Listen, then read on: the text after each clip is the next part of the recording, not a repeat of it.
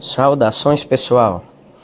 Bem-vindo a mais uma versão em áudio do blog História SOS. O conteúdo que a gente vai ver agora, Revolução Russa, ou Revolução de 1917. Antes de mais nada, é bom pensar que a Revolução de 1917 foi um dos principais acontecimentos do século XX. Tá bem? Por quê? Porque você vai ter a primeira tentativa de um Estado controlado pela população, pelo proletariado, seguindo as bases do pensamento de Karl Marx, está bem? Do socialismo ou comunismo. Esse acontecimento vai irromper durante a Primeira Guerra Mundial.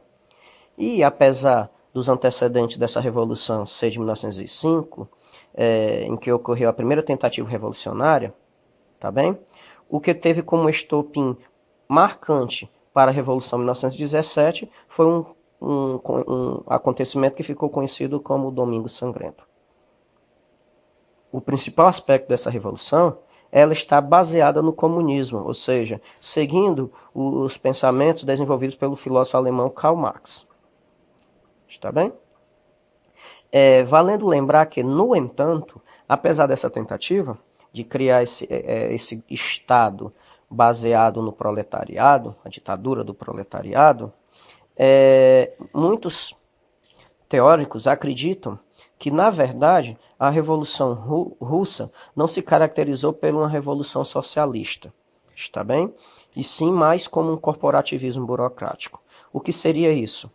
Você teria um grupo dominando os demais. No caso, você ia ter o quê? O Partido Comunista dominando todos, e aqueles que não seguiam o Partido Comunista eram expulsos do país e assim por diante. Por isso, esses pesquisadores não acreditam que na Revolução Russa gerou um Estado socialista. Está bem?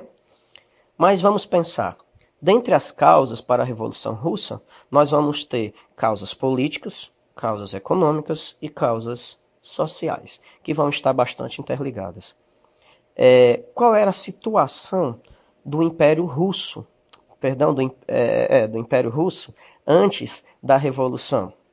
Ora, bora pensar. Sob aspecto político, você vai ter um governo autocrático. Como assim? Autoritário, absolutista, sobre o governo dos czares, no caso do Nicolau. Um governo completamente autoritário, em que seguia a base do seguinte pensamento. Aquele que é contra o governo é caçado, preso ou morto. E, na melhor das hipóteses, expulso do país. Esse é o aspecto político. Aspecto econômico. A Rússia era um país extremamente atrasado. Está bem?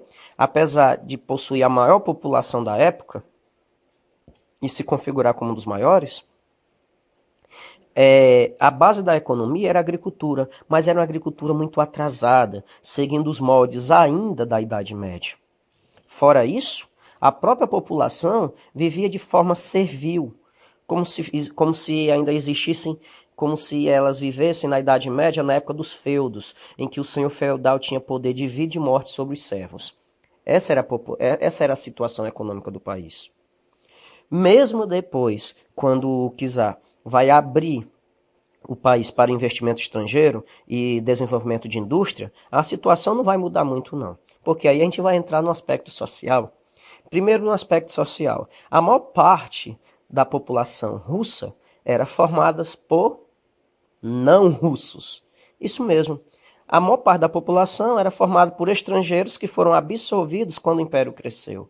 Quer dizer que eles não queriam ser da Rússia. Outro aspecto também era a própria exploração. Está bem? A profunda desigualdade que a população vivia, inclusive chegando a passar fome e outras necessidades. Isso com a questão da base da economia sendo a agricultura. E quando nós vamos ter industrialização? Ora, simples. Se antes o povo era explorado pelos senhores de terra, agora vai ser explorado pelos donos de indústrias. De uma maneira bem resumida, essas são as causas políticas, econômicas e sociais. Você ainda vai ter também outros aspectos.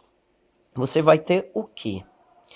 Mesmo nesse contexto, o czar, tá certo? Mesma coisa que rei, imperador, teimou em colocar o país em uma guerra contra o Japão. Nisso, pela disputa da hegemonia e do poder naquela região da China. Qual era a visão que se tinha? Que um país do tamanho da Rússia facilmente venceria um paizinho pequenininho, uma ilhinha, que era o Japão. Na verdade, você vai ter o contrário. A Rússia levou uma surra do Japão. Está bem?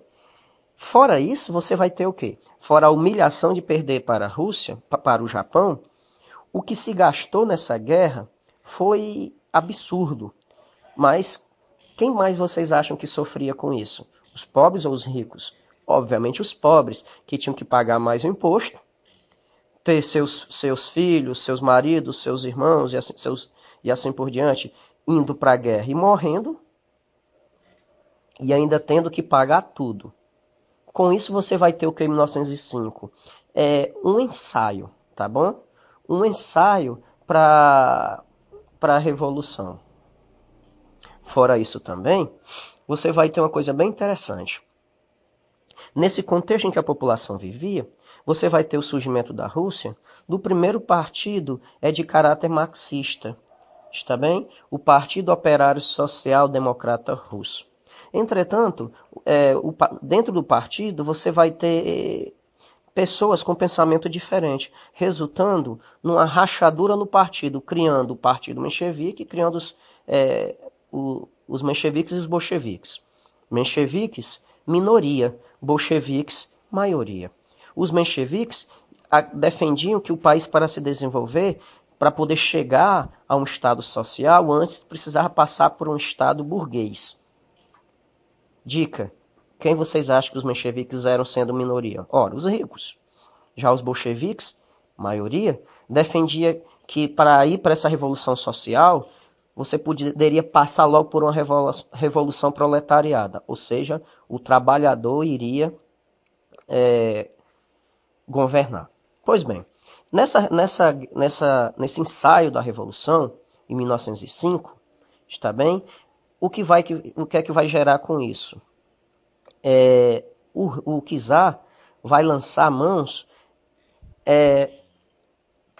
de uma profunda repressão, está bem? Ele não vai escutar a população, não vai ver a situação da população. Pelo contrário, vai tão somente massacrá-los. Pois bem, como é que isso vai ser nesse ensaio da Revolução? Em 1904, você vai ter o seguinte: um grupo de trabalhadores pedindo por melhores condições de trabalho vai ser demitido de uma empresa, de uma indústria. Os outros operários, se sentindo tocados e agindo de solidariedade, vão organizar um grupo e vão até o Palácio de Inverno do Imperador com uma caderneta anotada com pedidos, acreditando que seriam ouvidos. Quando chegam lá, são simplesmente recebidos a bala. Esse acontecimento ficou conhecido como Domingo Sangrento. Nisso, como consequência, o povo vai se revoltar ainda mais. Está bem? Você vai ter praticamente uma guerra civil dentro da Alemanha, dentro da Rússia, perdão. Como consequência, o imperador vai aumentar ainda mais a repressão. Só que temendo perder o controle total da situação, ele faz o quê? Ele promete realizar um conjunto de reformas para melhorar a vida do povo. No entanto, com o tempo, essas promessas continuam sendo promessas e o povo continua sendo explorado. Nessa situação, o que é que o rei faz? O que é que o czar faz? Entra na Primeira Guerra. Isso mesmo. Ele já levou uma surra em 1905 numa guerra contra o Japão. O país pagou. Com isso, teve um conflito interno. A população quase se revoltou totalmente. Ele quase perdeu o poder. Aí, depois que consegue resolver, acalmar a situação, ele vai e entra noutra guerra, na primeira. Consequentemente, quem você acha que ia pagar o pato? Ora, os pobres de novo. Eles que iam sustentar a guerra. Mal tinham que comer, mas tinham que sustentar a guerra. Nessa situação, o desejo do povo por mudanças chegou a um nível muito alto e a sustentação do poder do czar não pôde mais ser mantida.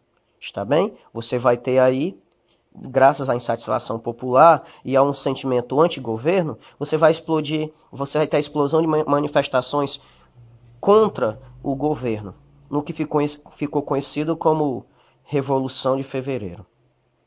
Logo no início da Revolução, depois que você tem a derrubada do czar, quem é que vai ficar no poder? Os mencheviques, ou seja, aqueles burgueses, os ricos, está bem?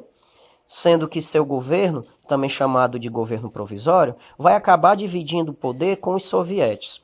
Os sovietes de Petrogrado, que era o maior e o principal do país. Ah, soviete é simplesmente um conselho de trabalhador, tá bem? Que não tem vínculo nenhum com o governo.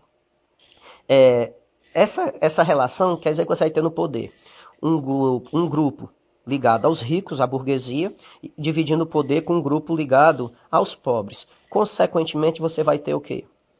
Um conflito de interesses que vai gerar justamente uma guerra. Exato, gente. Uma guerra entre o governo provisório e a população. Está bem? Os mencheviques, aproveitando essa situação, vão perseguir os bolcheviques.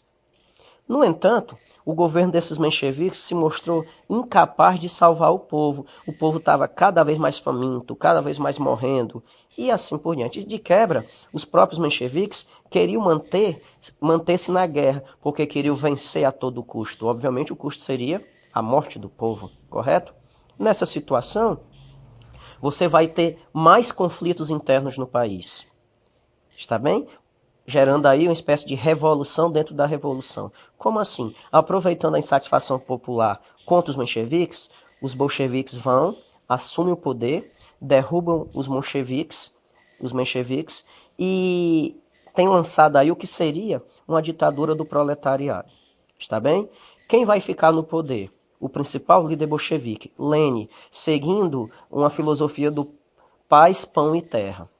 Como assim? Paz porque eles queriam e saíram da Primeira Guerra. Pão para dar comida para o povo. E terra para fazer uma distribuição, uma espécie de reforma agrária.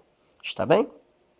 Como eu disse, ao assumir a guerra, você vai ter a assinatura de um tratado de paz entre a Alemanha e Rússia, chamado Tratado Brest-Litovsk. Está bem? Nesse desenrolar todo, pessoal, os mencheviques vão se aliar aos nobres e vão tentar derrubar os bolcheviques do poder. Para evitar que tal coisa aconteça, Lenin vai criar uma coisa chamada que é comunismo de guerra. Que o que seria? Tudo que é produzido vai ser voltado para a guerra. Após o comunismo de guerra, você vai ter o surgimento da NEP, que é a nova política econômica, que misturava características do capitalismo com características do socialismo. Está bem? Depois de tudo isso, quando Lenin está já fixado no poder, saiu da Primeira Guerra, tudo bem direitinho, você vai ter o quê? Ele falece. Com a morte de Lenin, que era o principal líder, você vai ter a disputa pelos seus principais discípulos, que era Trotsky e Stalin. Trotsky defendia que a revolução deveria se espalhar pela Europa. Já Stalin dizia que bastava mesmo na Rússia. Nessa situação, você vai ter o quê? Stalin vence esse conflito, expulsa Trotsky do poder e, posteriormente, manda matá-lo. Vindo a ficar no poder durante muitos anos. Está bem? Gente, nunca esqueçam, isso é simplesmente um resumo, uma explicação geral. É necessário que você pesquise, leia e, consequentemente, entenda. Mas, isso aqui mesmo sendo um resumo, dá para dar uma bela de uma ajuda. Pois bem, gente, tchau, tchau. Até a próxima.